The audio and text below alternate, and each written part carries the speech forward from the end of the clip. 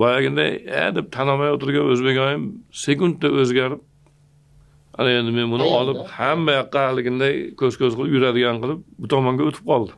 Ana shu yerda mashhur gapimiz, haligi ibora bo'lib ketgan. Mag'londa shunday kelinimiz bor ekan, bilmagan ekanmiz deydi. O'sha nuqtadan adiblar aytayaptiki, Yusufbek hoji unaqa demasligi kerak edi, deyapti. Nega desa, boyaginday o'zi haligi e'tiborsizroq maqomda turgan, uni ko'rib yana ham o'zini kimligini tushunib qolgan holatdagiga Mag'londa shunday kelinimiz bor ekan, bilmay yurgan ekanmiz desa, mana uni ham kelinib yurgan ekanmiz-da, bu yoqda mana shunday zo'r kelinimiz bor ekan-ku degandaqa gap bo'lib qolyapti bu.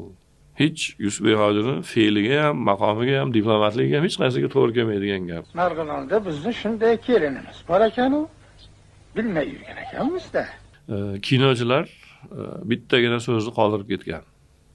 U so'z bir sifat emas, bir haligi chiroyli, yaxshi deydigan, boshqa oddiy bog'lovchi. Ham degan so'z qolib ketgan. Bilmayman, kinodagilar e'tiborsizlik qilganmi? Bizning Marg'ilonda ham shunday kelinimiz bor ekan-ku, biz bilmay yurgan ekanmiz-da. Marg'ilonda ham shunday kelinimiz bor ekan desa, endi butunlay boshqa narsa bo'ladi, butunlay boshqa vaziyat bo'ladi. Boyaginday bu yerda ham zo'r kelinimiz bor ekan, Marg'ilonda ham zo'r kelinimiz bor ekan deb ikkovini tengma-teng qo'yyapti.